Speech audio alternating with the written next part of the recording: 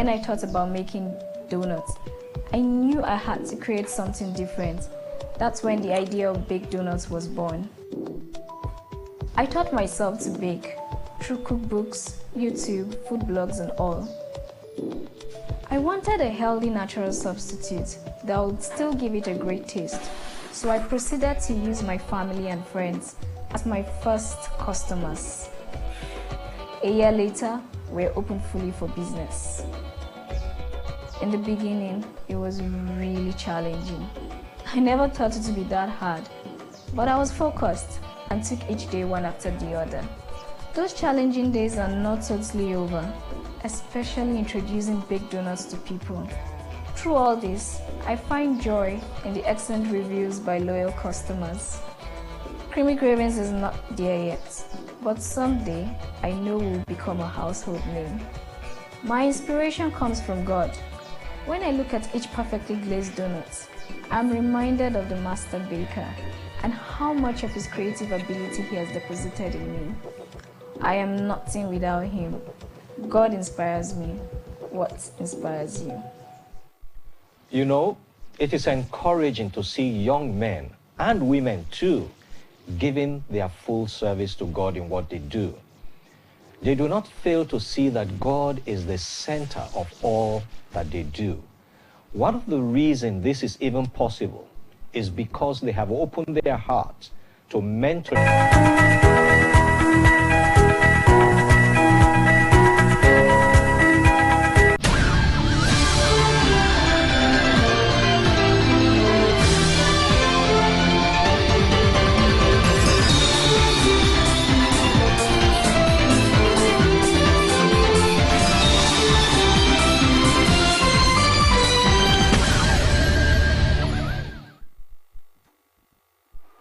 Good morning. Welcome to the Delta TV AM News at 7. My name is Perpetua Iboba. Governor Sheriff Oborevwori has assured Deltans of more infrastructural development next year with a provision of 50 billion naira in the state 2025 budget for road infrastructure. Governor Oborevwori gave the assurance when a delegation from the Ndokwa Neku Union, led by its President General, retired Brigadier General Mike Ndubisi, visited him. Ejime Udweme reports. Governor Oborevwori disclosed that another 200 billion naira set aside for road construction in the 2025 budget already passed by the State House of Assembly. The governor, who used the occasion to address a viral video involving the senator representing Delta North, Senator Ned Nwoko, where the senator claimed to have discussed the Okpai Independent Power Project with him. The governor asserted that the senator never discussed Okpa IPP with him, adding that the only time they discussed was when the senator came to ask for some appointments for his constituents, which were granted. He advised Senator Nwoko to use his position to attack federal projects rather than propagate unfounded stories. Let it please the people who elected him, give them what he knows he can give to them. And I know that some of his states are going to be parted. I'm not saying by family. So they should see, think of how he can empower his people. Because when people, they give him that trust. So you should see how he will do that. So it's my brother and friend. I believe that there are issues to discuss as state can do.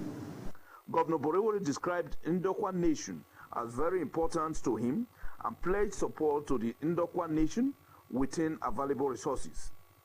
He said there were 27 ongoing projects in Ndokwa area and promised that the projects would not be abandoned.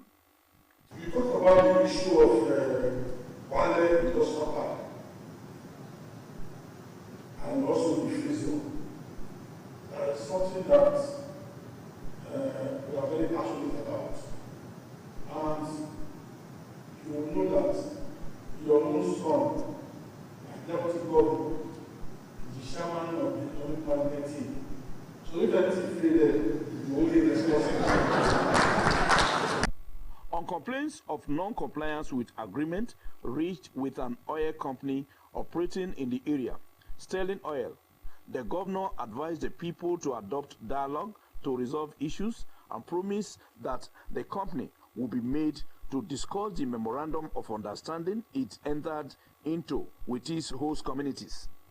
Earlier, the President General of the Ndokwa Neku Union, General Ndubisi, said the delegation came to express satisfaction with the strides so far achieved by Governor Borewori.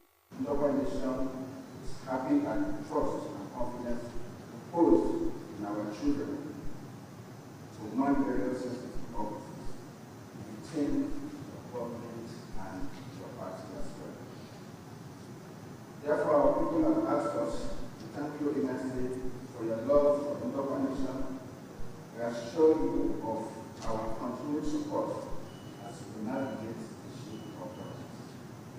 He expressed gratitude to the governor for the appointment given to indigenes of the area and appealed for the construction of more roads and consider Ndokwa Nation for a campus of the Denis Osadebe University, Asaba. Ejime Uduime reporting. Governor Sheriff Oborewori has challenged statisticians in the country to leverage on technology to enhance data integrity, accuracy, efficiency, and creation of a data ecosystem that will benefit Nigerians. Governor Oborewori gave the challenge while declaring open a 2-day second biannual 2024 meeting of the National Consultative Committee on Statistics at the Unity Hall, Government House, Asaba. Pere Boto reports. Governor Oborewori, represented by the State Deputy Governor, Sir Monday Oyeme, said the team enhancing data integration and interoperability in the Nigerian statistical system was apt, as accurate data was an indispensable resource in any decision-making process, and lauded the National Bureau of Statistics for the choice of Delta State to host the meeting. He said he recognized the benefit of data integration and interoperability as it unlocked the full potential of data-driven innovation, efficiency, and growth. The governor gave an assurance that he would strengthen structures responsible for data collection and management with technological tools and skills to foster a culture that valued data-driven decision-making and encouraged collaboration across departments. To this end, we will continually strengthen our structure that are responsible for data collection and management with necessary technical tools and skills to foster a culture that value-driven data decision-making and encourage collaboration across departments. I therefore charge you all to leverage on technology in your bid to enhance data integration, cohesion, accuracy, reliability, and efficiency, and to create a data ecosystem that will be of benefit to all Nigerians. The Commissioner for Economic Planning, Mr. Sonny Ekedaya, said statistics and accurate data for planning are accorded their pride of place in the state because of the role accurate data and statistics played in development. We therefore look forward to a very insightful discussion, recommendations on the way forward to a more efficient data gathering and management system. It disclosed that the state had initiated and published the 2024 Delta State Market Calendar, as markets were crucial to the economy and culture of the people, noting that it remained a hub for commerce, social interaction, and community cohesion. We have also produced and delivered the Delta State 2024 Statistical Yearbook.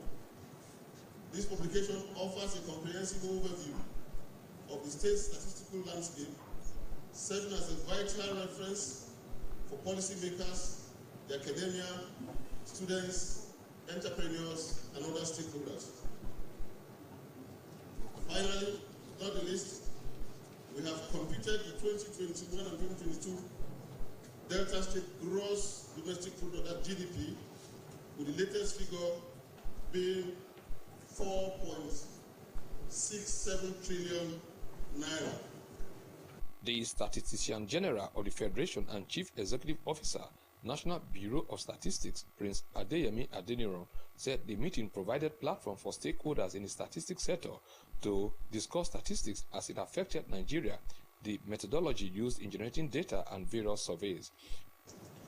I feel a sense of pride in the strides that we have made and continue to make in achieving our mandate in the manner in which we are achieving them, which is true quality data as well as innovation that we are bringing on board. He said the meeting would also help stakeholders to look at how to develop statistics to provide accurate and quality data for government at all levels to make informed decisions and for effective planning. And indicators are no longer sufficient to satisfy this need. We must adopt ways to integrate databases and data systems to seamlessly get data flow.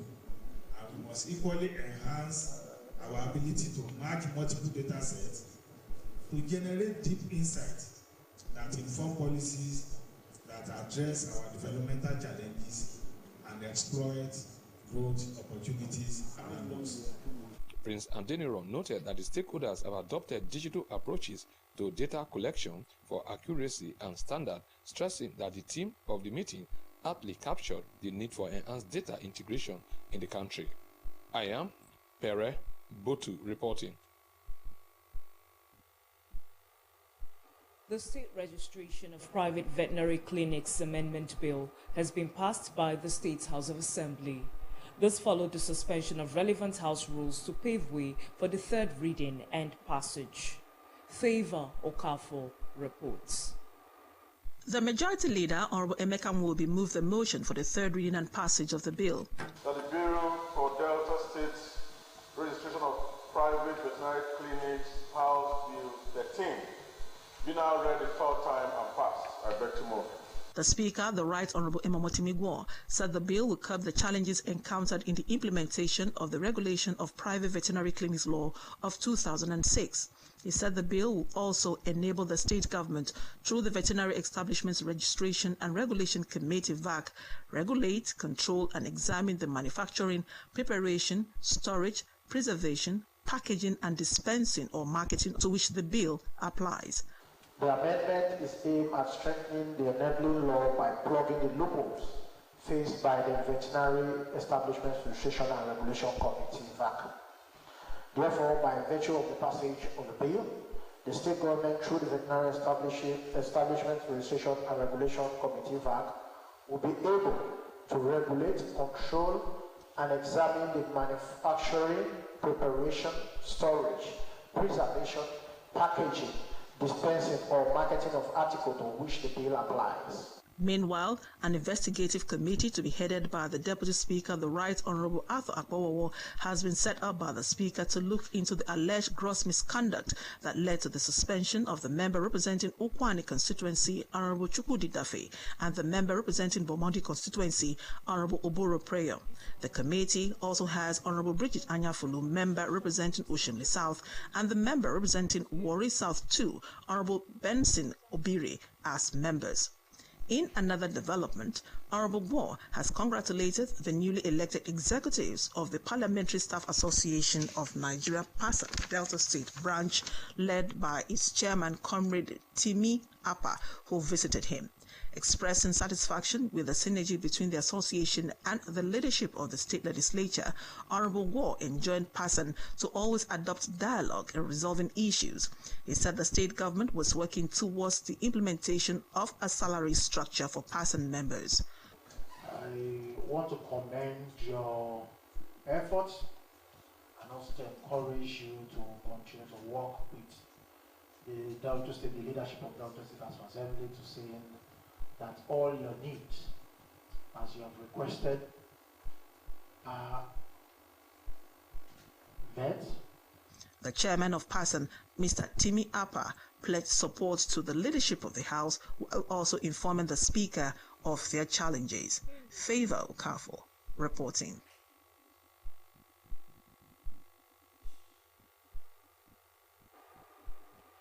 The Speaker of the State House of Assembly, the Right Honorable Emomotimi Gowo, has said he escaped death in a boat accident that claimed 5 lives in Bennett Island in Warri Southwest local government area.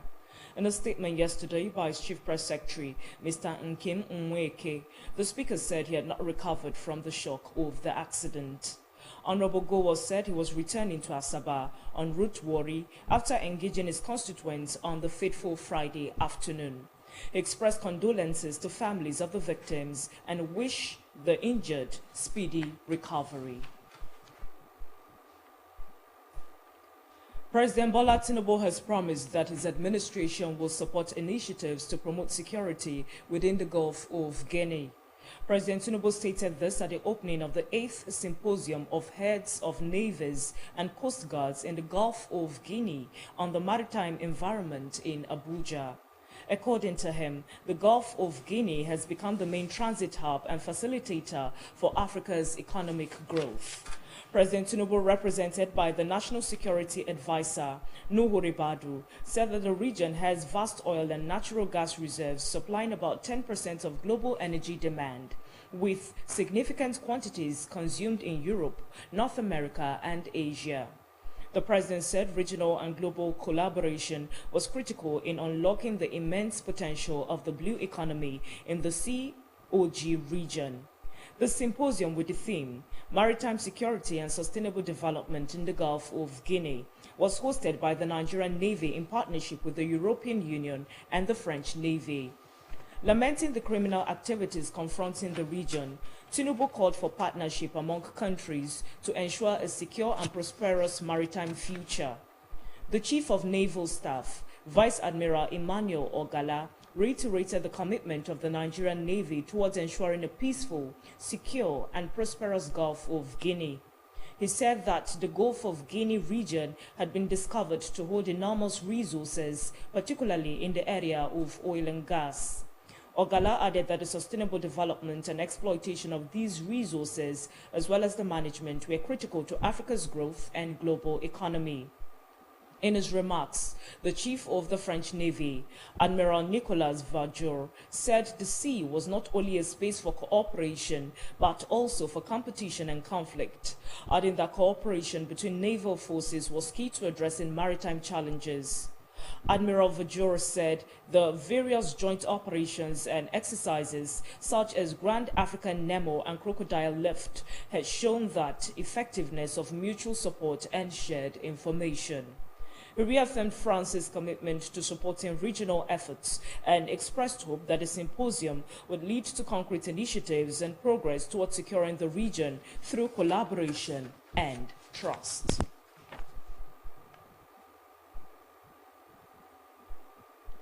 President Bola Tinubu and the First Lady, Senator Oluremi Tinubu, have departed for France on a state visit at the invitation of French President Emmanuel Macron and his wife, Brigitte Macron. The senior special assistant to the president on social media, Mr. Olusegun Dada, disclosed this in a social media post. The president will be welcomed at the historic 350-year-old French military museum, Les Invalides, and the Palais de l'Élysée by the Macrons for a series of ceremonial events, which will lead to bilateral discussions.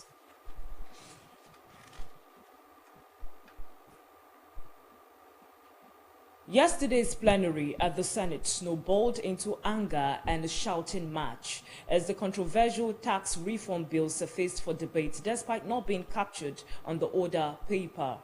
Trouble started when the Senate leader, Senator Michael Bamidele Obeyemi, invoked Order 12 subsection 1, suspending the Senate rules to allow the chairman of Federal Inland Revenue Service to give clarification on tax reform bill. The Senate's leader's submission was corroborated by Deputy Senate President Jibrin Barau, who presided over the session. It was approved by